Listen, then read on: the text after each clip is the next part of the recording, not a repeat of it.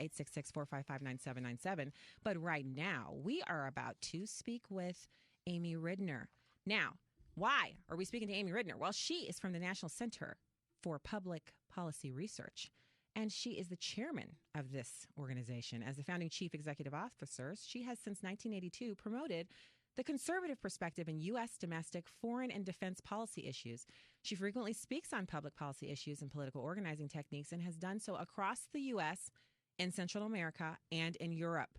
She has had her opinion and editorials nationally syndicated, and she's also been independently published in USA Today, the Sacramento Bee, Dallas Morning News, Washington Times, and Los Angeles Daily News, as well as many others. I could go on, but this chick is my friend, and so I'm just going to go straight to her. Welcome to the show, Amy. Thanks for coming on. Wonderful to be with you, Stacy. Okay. I'm so excited to talk to you about this because what I know kind of puts me on the opposite side from you, and I'm not sure how that's working. Like, how am I not agreeing with you on something? So let's first, I'll open it up for the listeners. There was a shareholder meeting at Monsanto right here in St. Louis, and free market activists were confronting the junk science anti-GMO radicals at Monsanto at their annual shareholder meeting. And we actually had someone from the National Center for Public Policy Research who was there. And he went with your proxy. It was Justin Danhoff, Esquire. He's the project director for the National Centers for Free Enterprise. And he went to the meeting. So you take it from there. What do we need to know about this labeling, GMO food labeling, and why am I wrong in thinking maybe we should have labeling? Okay, well, first of all, what we did and what we do across the country as a free market conservative think tank is go to shareholder meetings and speak up for the free market perspective. Now, with some corporations, that's supporting things that they're already doing. For other corporations, it's criticizing them for taking government grants or doing other things like crony capitalism. In the case of Monsanto, we went for two purposes. One was to speak against the shareholder proposal that was trying to force the company to work toward mandatory labeling to be imposed by the Federal Food and Drug Administration. So it wasn't a question of you guys should put labels on your products. It was you guys should be lobbying, and I'm generalizing here, the federal government to have federal requirements for labels of foods that have GMO products. Okay. And the second thing we were doing had to do with Monsanto, in our opinion, doing a better job of explaining the science behind its products. But on the first point, we see it as a liberty point. It's not a question of whether there are labels on GMO foods with these activists. It's mandatory labels. First, they went to the states, and they tried to get the states to pass them through the legislatures. And they managed to get something through in Connecticut. They got something through in Maine if 5 other states in New England go along, which so far they aren't. Then they went and had a referendum in California, lost it. And California, of course, is a pretty good state for people who like organic foods. Then they tried Washington State. Now you'd think, boy, that one would be a good one. Yeah. They lost there too. Okay. So they're not getting the public behind them. Now there's numerous reasons why the public doesn't want these mandatory labels. But the bottom line to us is the public's not with them. And every company in the world is welcome to label. And every consumer in the world is welcome to not buy if they don't label. So why do we need the feds involved here? Okay. And I'm so glad that you came on to talk about this because I've had some conversations with women who are into natural foods, and we've talked about the GMO labeling controversy because here in St. Louis, they come quite often with those cars that it has a big bubble fish on top. The bubble fish is made of some kind of really hardened plastic, and it has a deformity like an eye on its back or something like that. And then they have a bunch of cars with these attachments on them, huge, like things that you would eat, like a chicken or a turkey.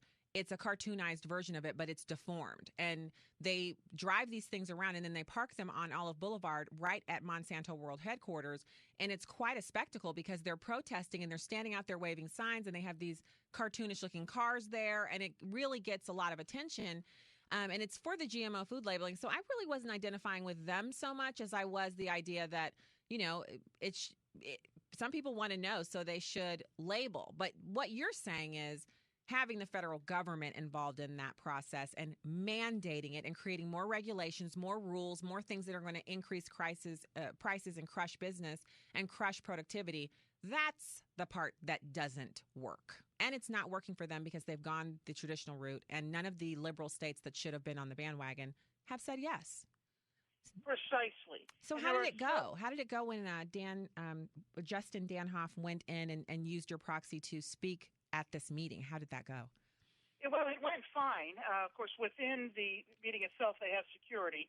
There were a lot of activists outside who did not come in. You do have to be a shareholder to go.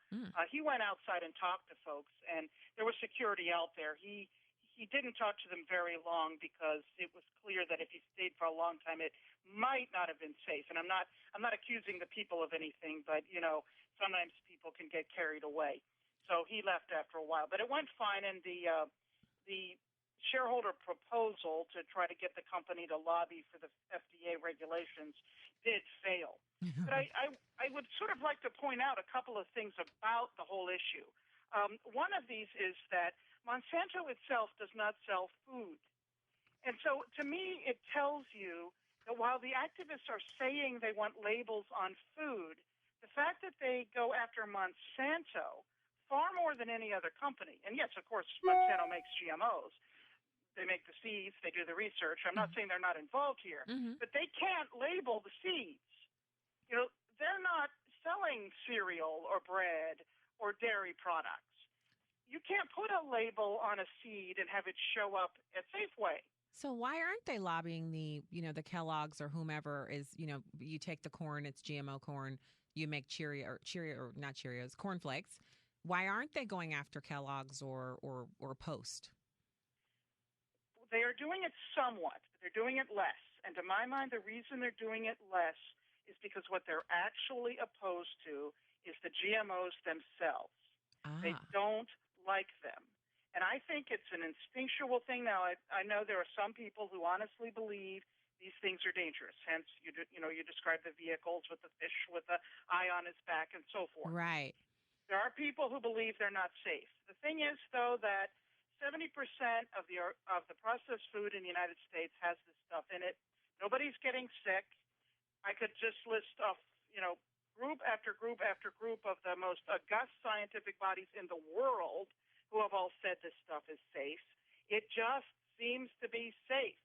And so the bottom line here is some folks still don't like it, but it lowers prices.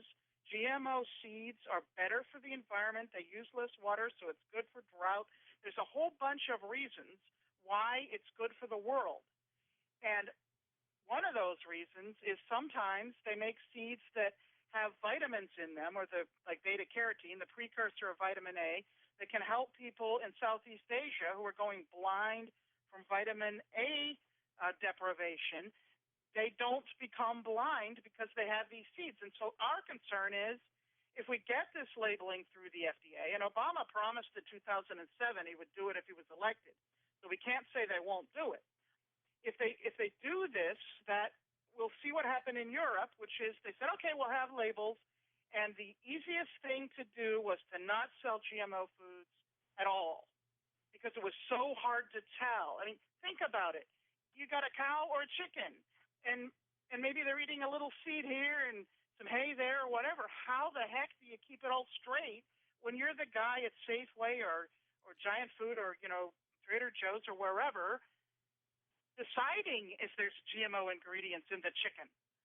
It's hard. Yeah, and now that you've explained all of that, it occurs to me that you're labeling it or going through all of that drama to try to figure out how to label it when either way, whether it's labeled or not, no one's going to be able to tell the difference. So you have the GMO chicken and you have some that's maybe not GMO if you could figure it out.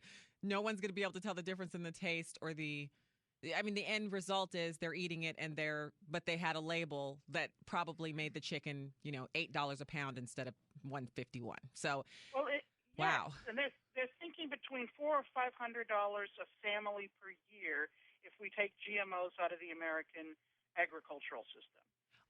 That's real money. Wow. Yeah. And we are already suffering under onerous regulations and things that we're paying for already with just the Obama administration being in existence and the 1,000 regulations a week or whatever it is. I I'm so glad you came on, because I certainly didn't know about the effectiveness, the seeds having that, the vitamins that you could have in them that would help people in foreign countries. And one thing's for sure, we never get credit for any of that, do we, Amy? I mean, we don't get credit for, having the company Monsanto. It starts here. It's from here. It's our thing. It makes seeds that help people in the developing world. And so it's almost as if we're giving them money, but it's not money. It's actually a product that they use that helps them. Number one, who wants to be blind? Number two, why wouldn't you want to be able to use less water in countries that have less water to use? I mean, the science is on the side of you and Dan and, Dan Hoff, Mr. Dan Hoff, and all of the people over at Monsanto on this one. So that's pretty interesting. I certainly had a great talk with with someone from Project 21 earlier this week when we were booking it. I was like, I don't know. Am I disagreeing with Amy? What's going on here? This can't be possible. She was like, oh, just have her on. You guys can talk about it. It was Judy. She was like, have her on. You guys can talk about it. I'm so glad you came on, and I hope that I can have you on again and we can talk about something else. I would love to, anytime. Well, thanks, Amy. That's Amy Ridenour. She is from the National Center for Public Policy Research. Come on, guys, work with me. I'm still dealing with my whole day. But guess what? I have more for you. Absolutely, I have more for you.